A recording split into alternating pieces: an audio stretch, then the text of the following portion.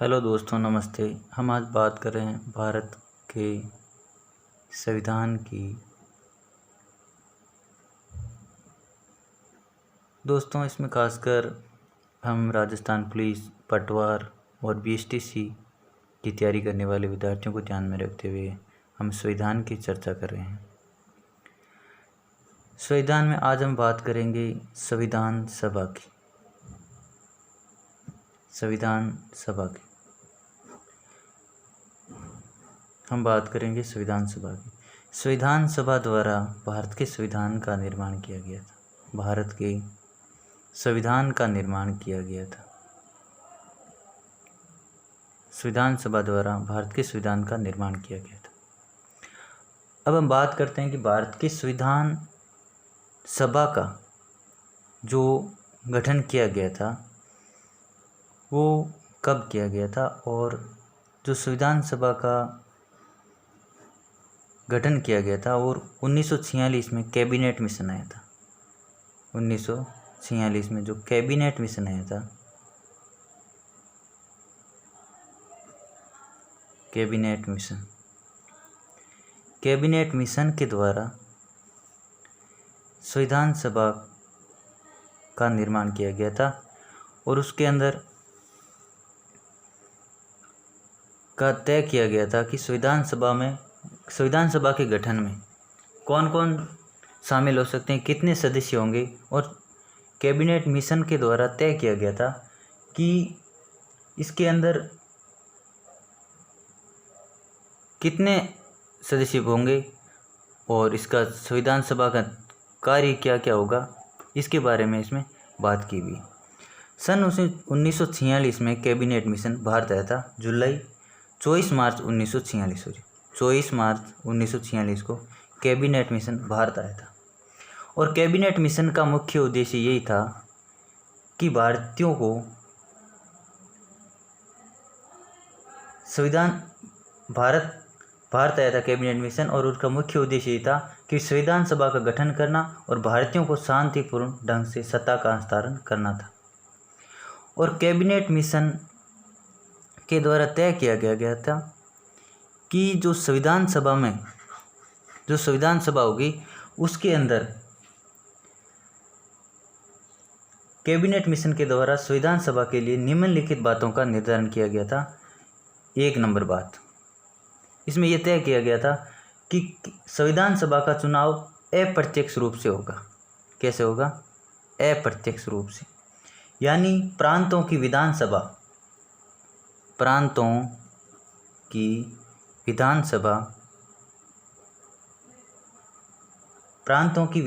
के निर्वाचित सदस्यों द्वारा किया जाएगा। प्रांतों की विधानसभा के निर्वाचित सदस्यों द्वारा इनका चुनाव किया जाएगा, यानी प्रत्यक्ष रूप से भारतीय जनता संविधान सभा में भाग नहीं लेगी।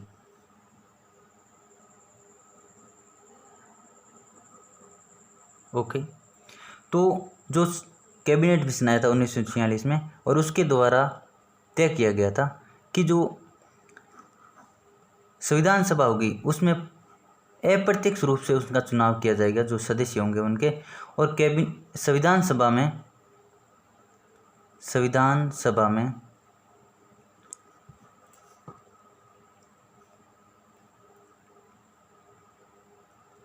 कुल 389 सदस्य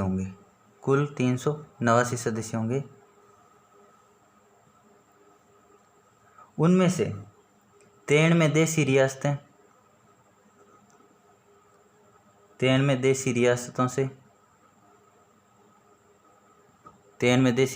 से 292 ब्रिटिश प्रांतों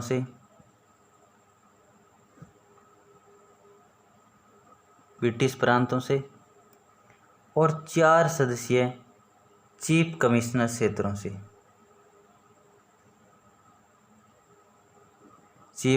क्षेत्रों से होंगे। अगली बात यह तय की गई थी कि संविधान सभा में एक सदस्य, यानी जो संविधान सभा है, संविधान सभा में एक सदस्य 10 लाख जनसंख्या का प्रतिनिधित्व करेगा। यानी विधानसभा में जितने सदस्य चुनकर आएंगे उनमें एक सदस्य 10 लाख जनता का प्रतिनिधित्व करेगा। अगली बात यह तय की गई थी कि देशी रियासतों के, यानी जो 93 सदस्य देशी रियासतों के थे, देशी रियासतों के,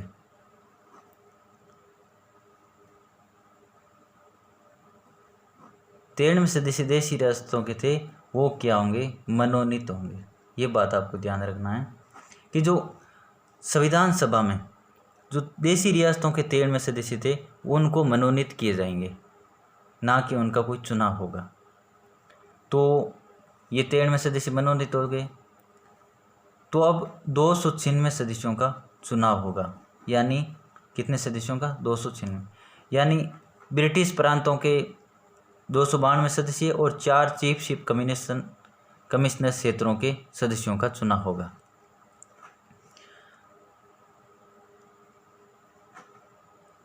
तो ये संविधान सभा के कुछ बातें तय की गई थी। और संविधान सभा में जब तक संविधान सभा का निर्माण होगा, जब तक संविधान सभा द्वारा संविधान का निर्माण किया जाएगा, संविधान का निर्माण किया जाएगा, तब तक एक अंतरिम सरकार का गठन किया जाएगा। अंतरिम सरकार का गठन किया जाएगा जिसके द्वारा भारत की शासन व्यवस्था को चलाई जाएगी, जिसके द्वारा भारत की शासन व्यवस्था को चलाया जाएगा। अब ये जब 24 मार्च 1946 को कैबिनेट भारत आया था, तो उसके अंदर कैबिनेट मिशन के अंदर जो कैबिनेट मिशन था जो 1946 में भारत आया था, उसके अंदर 3 सदस्य थे। कितने सदस्य थे? 3। 1 number Lord Pethick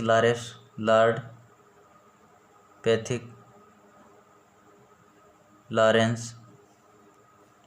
2 number Stafford Cripps, sir Stafford Cripps. 3 number A V Alexander. ये लॉर्ड पैथिक लॉरेंस इनका अध्यक्ष था। और 3 सदस्यों के द्वारा ये संविधान सभा का गठन करके संविधान का निर्माण करना इनका मुख्य उद्देश्य था। यानी अपनी भारतीय जनता को अपना शासन व्यवस्था चलाने के लिए एक संविधान का निर्माण करना इनका मुख्य उद्देश्य था। जो कैबिनेट मिशन था, इनका मुख्य उद्देश्य यही था। तो इनके द्वारा ये बात तय हो गई थी कि इनके अंदर संविधान सभा में प्रत्यक्ष रूप से चुनाव नहीं होगा, प्रांतों की विधानसभा के निर्वाचित सदस्यों द्वारा किया जाएगा, अर्थात भारतीय जनता प्रत्यक्ष रूप से इस संविधान सभा में भाग नहीं लेगी। उसके बाद में ये तय किया गया था कि संविधान सभा में 389 सदस्य होंगे। संविधान सभा में 389 सदस्य होंगे। उसमें 292 ब्रिटिश प्रांतों से, 93 देशी रियासतों से, 4 चीफ कमीशन क्षेत्रों से होंगे। और संविधान सभा में एक सदस्य 10 लाख की जनसंख्या का प्रतिनिधित्व करेंगे। और देशी रियासतों के प्रतिनिधि संविधान सभा में मनोनीत होंगे। संविधान निर्माण होने तक सभी दलों को मिलाकर एक अंतरिम सरकार का गठन किया जाएगा। ये हमने बात की थी। अब बात आती है कि जब जुलाई 1946 में संविधान सभा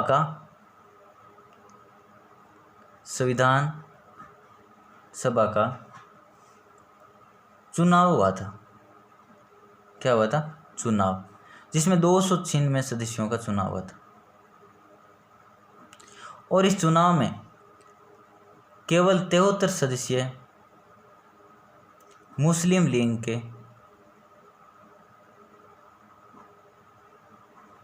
बने।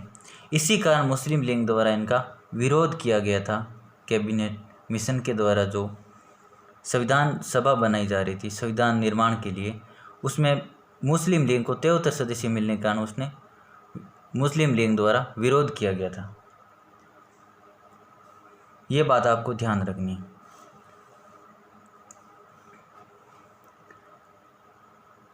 उसके बाद में बात करते हैं हम जो ये संविधान सभा का चुनाव हो गया था और अब संविधान सभा द्वारा कुछ कार्य किए गए थे और संविधान सभा की प्रथम बैठक कब हुई थी? संविधान सभा की प्रथम बैठक, संविधान सभा की प्रथम बैठक 9 दिसंबर 1946 को हुई थी। 9 दिसंबर 1946 को प्रथम बैठक हुई थी और प्रथम बैठक में सच्चिदानंद सिन्हा को अस्थायी अध्यक्ष बनाया गया था। अस्थायी अध्यक्ष बनाया गया था, ये आपको ध्यान रखना। प्रथम बैठक कब हुई थी? 9 दिसंबर 1946 को और सच्चिदानंद सिन्हा को अस्थायी अध्यक्ष बनाया गया था। अब अगली बैठक होगी दूसरी बैठक। दूसरी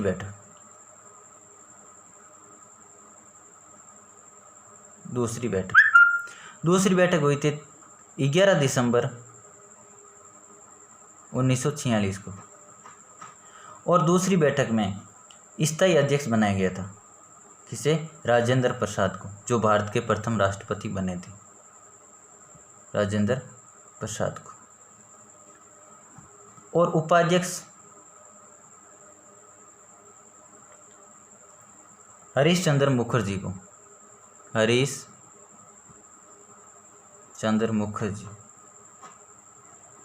को उपाध्यक्ष बनाया गया था।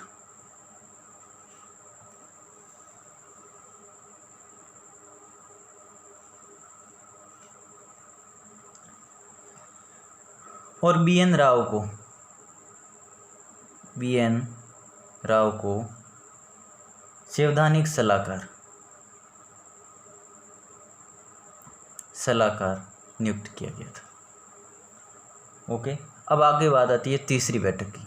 संविधान सभा के कार्य, यानी संविधान सभा द्वारा कार्य किए गए थे। प्रथम बैठक हुई थी, उसमें उन्होंने अस्थायी अध्यक्ष बनाया गया। दूसरी बैठक में स्थायी अध्यक्ष बनाया गया था, उपाध्यक्ष बनाया गया था और संवैधानिक सलाहकार बनाया गया था। अब तीसरी बैठक होती है, तीसरी बैठक होती है 13 दिसंबर को 1946 को होती है और जिसमें जवाहरलाल नेहरू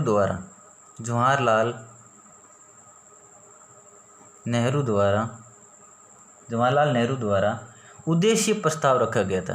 क्या रखा गया था? उद्देश्य प्रस्ताव। और ये उद्देश्य प्रस्ताव वर्तमान में भारत के संविधान की प्रस्तावना के रूप में कार्य कर रहा है। जो भारत का संविधान है, भारत के संविधान की प्रस्तावना के रूप में कार्य कर रहा है, जिसका जो उद्देश्य प्रस्ताव रखा गया था, उस उद्देश्य प्रस्ताव को संविधान सभा के द्वारा 22 जनवरी 1947 को स्वीकार कर लिया गया था। यानी जो संविधान सभा के द्वारा जो ये संविधान सभा में उद्देश्य प्रस्ताव रखा गया था तीसरी बैठक में पंडित जवाहरलाल नेहरू के द्वारा, और ये उद्देश्य वर्तमान में प्रस्तावना के रूप में कार्य करता है। इसीलिए पंडित जवाहरलाल नेहरू को प्रस्तावना का जनक कहा जाता है। पंडित जवाहरलाल नेहरू को प्रस्तावना का जनक कहा जाता है।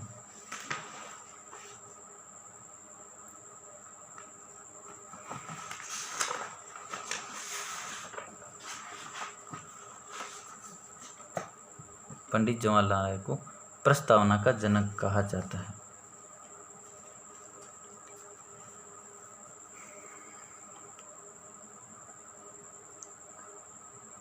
अब हम बात करते हैं कि जो संविधान सभा द्वारा संविधान का निर्माण किया जा रहा था, उस समय कुछ समितियों का गठन किया गया था।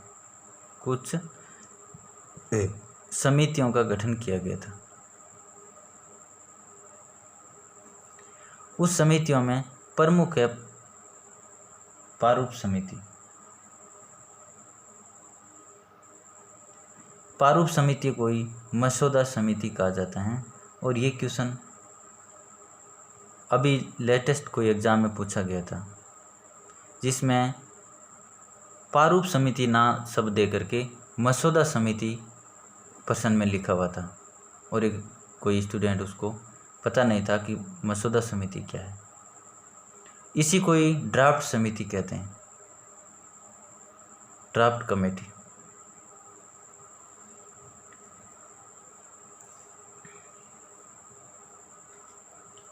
अब बात करते हैं कि प्रारूप समिति। प्रारूप समिति के जो संविधान का चाहे जनक कहा जाते हैं चाहे शिल्पी कहा जाता है, उसको अध्यक्ष बनाया गया था। यानी प्रारूप समिति का अध्यक्ष किसे बनाया गया था? भीमराव अम्बेडकर को, अम्बेडकर जी को प्रारूप समिति के अध्यक्ष बनाए गए थे। अब देखो बात करते हैं कि जो ये मसौदा समिति है, प्रारूप समिति है, ये क्या हुआ था कि बी.एन. राव के द्वारा, जो संवैधानिक सलाहकार बी.एन. राव थे, बी.एन. राव के द्वारा भारतीय संविधान का सर्वप्रथम प्रारूप रखा गया था। बी.एन. राव के द्वारा जो संविधान का प्रारूप रखा गया था, उस प्रारूप पर विचार विमर्श करने के लिए, जो ये संविधान का प्रारूप रखा गया था उस पर विचार विमर्श करने के लिए,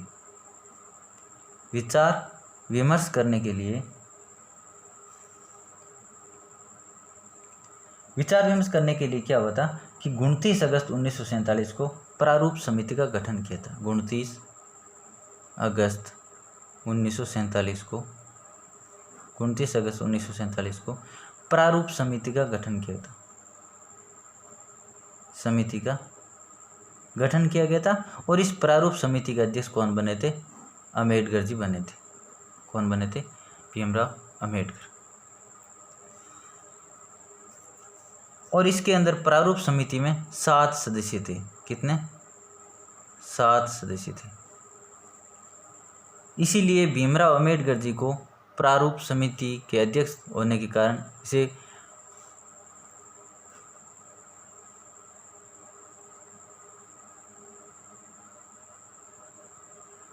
भीमराव अम्बेडकर जी के संविधान निर्माण में सर्वाधिक योगदान था।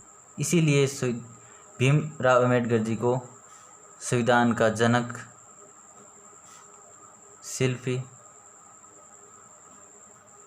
की संज्ञा दी जाती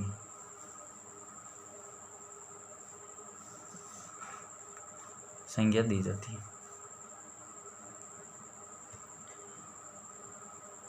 और जब संविधान निर्माण हो रहा था उस समय भीमराव अम्बेडकर का जो संविधान सभा में चुनाव हुआ था, चुनाव के अंदर भीमराव अम्बेडकर को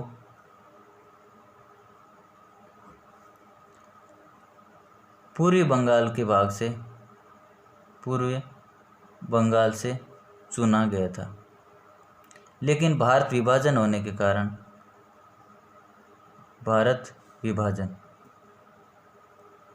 के बाद उन्हें पुनः निर्वाचित किया गया था, भीमराव अम्बेडकर को।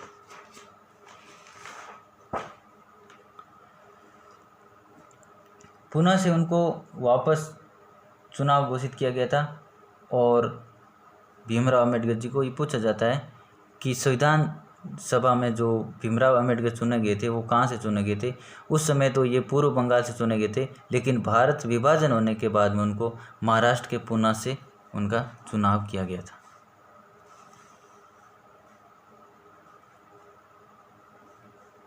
अब जैसे संविधान सभा जो थी उनके कार्य क्या क्या थे? संविधान सभा द्वारा, ये ध्यान रखना, संविधान सभा द्वारा कार्य, यानी संविधान सभा द्वारा क्या कार्य किए गए थे। एक नंबर कार्य की बात करते हैं। तो 22 जुलाई 1947 को संविधान सभा द्वारा राष्ट्रीय ध्वज को स्वीकृति प्रदान की थी। राष्ट्रीय ध्वज को स्वीकृत किया था। 22 जुलाई 1947 को राष्ट्रीय ध्वज को स्वीकृत किया था। दूसरा कार्य 14 सितंबर 1949 को 14 सितंबर 1949 को संविधान सभा द्वारा हिंदी को राजभाषा के रूप में स्वीकृत किया। हिंदी को राजभाषा के रूप में स्वीकृत किया 14 सितंबर 1949 को। इसीलिए 14 सितंबर को हिंदी दिवस के रूप में मनाया जाता है। उसके बाद में तीसरी बात करते हैं कि 24 जनवरी 1950 को संविधान सभा द्वारा राष्ट्रीय गीत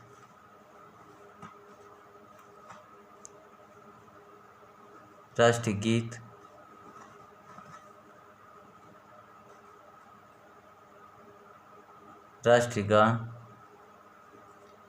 एवं ये अंतिम बैठक थी। ये 24 जनवरी 1949 को संविधान की अंतिम बैठक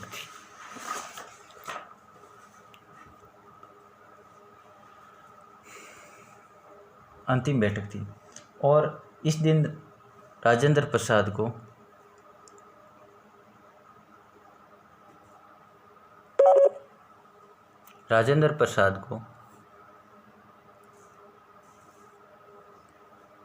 राष्ट्रपति घोषित किया गया था।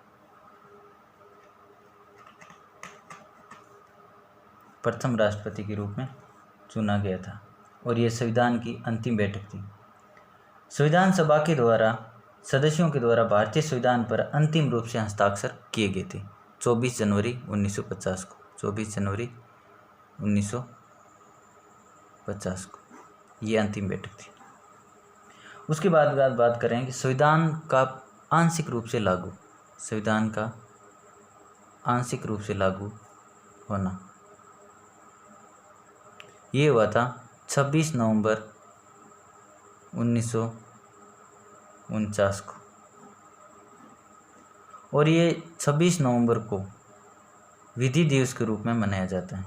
विधि दिवस के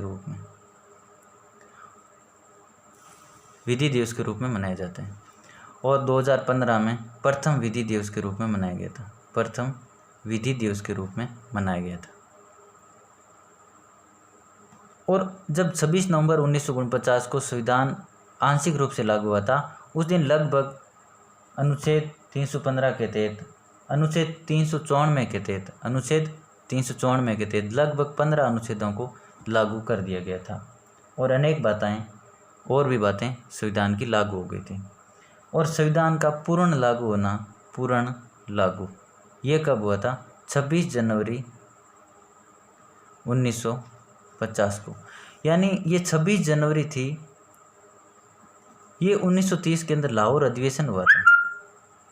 1930 में लाहौर अधिवेशन हुआ था और लाहौर अधिवेशन के तहत 26 जनवरी को भारत की स्वतंत्रता के रूप में तय किया गया था। 26 जनवरी को भारत की स्वतंत्रता के रूप में निर्धारित किया गया था। इसीलिए 26 जनवरी को पूर्ण संविधान लागू माना जाता है। अब संविधान सभा के द्वारा ये संविधान का निर्माण कर दिया था। और जब संविधान का निर्माण हुआ था यानी 26 नवंबर 1949 को, उस समय 284 सदस्यों द्वारा हस्ताक्षर किए गए थे। जब संविधान लागू हुआ था उस समय 26 नवंबर 1949 को संविधान सभा के जो 389 सदस्य थे उनमें से 284 सदस्यों द्वारा संविधान पर हस्ताक्षर किए गए थे। अब एक और बात ध्यान रखना, जब संविधान लागू हुआ था ना, संविधान लागू हुआ था उस समय 395 अनुच्छेद थे। कितने? 395 अनुच्छेद थे। 8 अनुसूचियाँ थी। ये आप इम्पोर्टेंट बात है, ध्यान रखना। 8 अनुसूचियाँ थी, 22 भाग थे। लेकिन वर्तमान में क्या स्थिति है? वर्तमान में लगभग 465 अनुच्छेद हैं। 465 अनुच्छेद हैं, 12 अनुसूचियाँ बढ़ गई, यानी संविधान संशोधन द्वारा 9, 10, 11, 12 अनुसूचियाँ बढ़ा दी गई। हम अनुसूचियों के बारे में अलग से चर्चा करेंगे, एक टॉपिक हमारा रहेगा अलग से अनुसूचियों का। उसके बाद में 22 भाग है, भाग 22 ये है मोटी तौर संविधान के बारे में जानकारी। संविधान सभा द्वारा जो कार्य किए गए थे, जैसे संविधान का निर्माण किया गया था संविधान सभा के द्वारा, उसमें कैबिनेट मिशन आया था 1946 में, और कैबिनेट मिशन का उद्देश्य यही था कि हम संविधान का निर्माण करेंगे और संविधान का निर्माण करके भारतीयों को अपनी सत्ता का हस्तांतरित किए जाएंगे। और उसी के अनुसार कैबिनेट मिशन में 3 सदस्य आए थे, Lord Pethick Lawrence, A.V. Alexander और लॉरेंस किप्स सदस्य थे, 3 सदस्य थे। और तीनों सदस्यों द्वारा संविधान सभा का निर्माण किया, और उन्होंने Lord Pethick Lawrence, Sir Stafford Cripps और A.V. अलेक्जेंडर थे, और उनके द्वारा कैबिनेट मिशन के द्वारा ही निर्धारित किया गया था कि इस संविधान सभा में कौन कौन होंगे। उसके बारे में हमने चर्चा कर ली है, और तो आप अपनी बात को थोड़ा ध्यान रखना, और इसी में हम अगला टॉपिक करेंगे कल तक।